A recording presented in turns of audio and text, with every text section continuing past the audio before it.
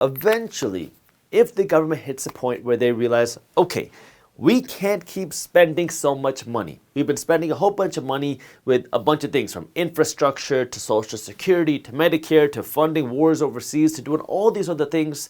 We can't keep affording this because, well, we can't keep affording the higher interest rates in addition to constantly increasing spending. So we need to cut back. And if the government has to cut back, that means less government benefits. That means maybe they spend less money on infrastructure. Maybe they spend less money on defense. Maybe they spend less money on hiring more teachers. We don't know where that cut is going to happen, but they will probably have to make cuts. And the reason why this is so important, if we tie in what's going on in the economy, is because remember, the government gets their money from taxes, and taxes are based off of people's incomes and business profits. If you enter a time where the economy is slowing, well, that means people's incomes fall because either people make less money or because people get laid off. If you have more people that are laid off, you have less people generating income, less taxes going to the government, and if businesses are making smaller profits, that also means less taxable income for the government, which means even less government benefits, which is why this is so important to understand. And by the way, if you do want to stay up to date on what's happening in the economy, that's why I created Market Briefs. Market Briefs is a free financial newsletter that I created to help you stay up to date on what's happening in things like the economy, the stock market, the housing market, the global economy, and crypto. You can read Market Briefs in less than 5 minutes every morning, and it's completely free. So if you have not joined Market Briefs yet, I got the link for you down in the description below, or you can go to briefs.co/market. That's briefs.co/market. Now, the second way that this will also affect people is through what I like to call the hidden tax. Because anytime you print money, essentially out of thin air, the value of each individual dollar goes down. I mean, think of it this way. If we were living in a new hypothetical world and there's only $100 worth of money, $100 worth of wealth that's created, and this is distributed to the people that live there, people are living based off of this $100 worth of wealth. If you owned $1, you have 1% of the country's wealth, or this world's wealth. But now if the government created a new $100 and they distributed it, and now you had $2, you might feel richer in the beginning, but eventually you're going to realize you still only have 1% of the world's wealth because now you have $2 out of 200 as opposed to $2 out of 100 that was there before. So if the government creates more money through the help of the central bank, that means each dollar has less buying power because it has less value.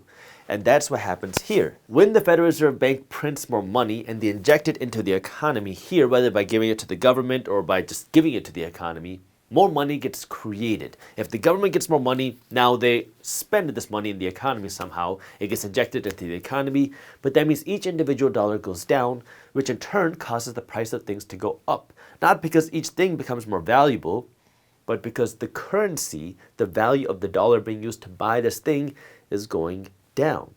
And so because of that, you have what I like to call the hidden tax, which is inflation. And now inflation hurts every consumer. And everybody's a consumer. Rich people, middle class people, poor people, every single person consumes, because when you want to go out and buy a car, or you want to go out and buy your groceries, or you want to go out and buy a vacation, it costs more dollars, which means you need more money to do that. However, inflation also disproportionately benefits the asset owners and the financially educated, because if now you are more financially educated, you own investments, well then inflation means you own a stock which is making more money, because they're charging more dollars. And so now the asset owners benefit from inflation. Now, not everybody is an investor or an asset owner. In fact, you really only see a small percentage of the country that is asset owners, which means inflation disproportionately hurts the financially uneducated, the middle class, and the poor, and it disproportionately benefits the financially educated and the wealthy. You don't have to be wealthy to start benefiting from this, but it disproportionately benefits the wealthy because the wealthy people understand this.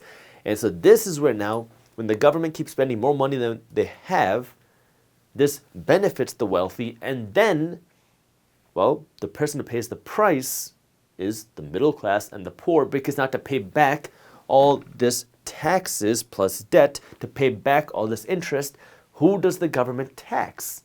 They tax incomes. And who is paying the most income tax? Well, of course, wealthy people pay an income tax, but wealthy people don't just generate their money from incomes. They generate the majority of their wealth from their assets, which get tax breaks and lower tax rates.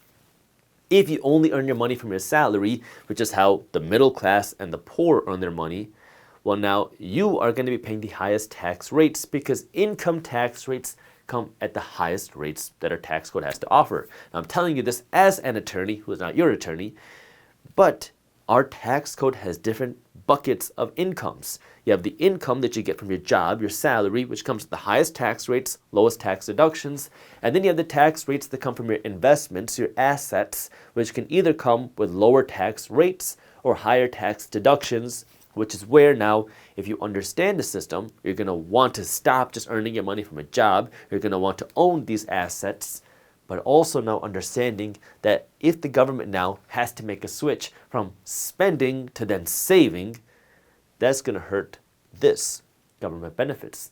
And that means more and more of our tax dollars are going to be used to pay down our debt instead of giving things back to the citizens. And then you have the issue of, well, how are they going to get this money?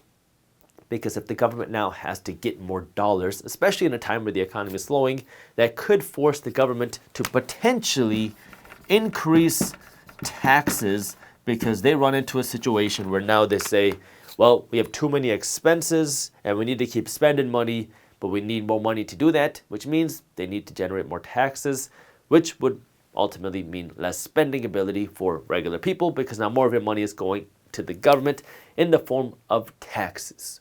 So this is why it's so important to understand what's going on with the national debt, the national deficit, and government spending because, well, all these things do indirectly affect people, whether it's in the form of government benefits, whether it's in the form of inflation, the hidden tax, or whether it's the form of taxes. If you enjoyed this short clip from my longer videos, here's another clip that I think you'll love. And while you're at it, if you're interested in learning more about how to start generating passive income, our team put together an amazing guide on how to start generating passive income for free. All you gotta do is click that button right over there. Thank you for watching, and as always, keep hustling.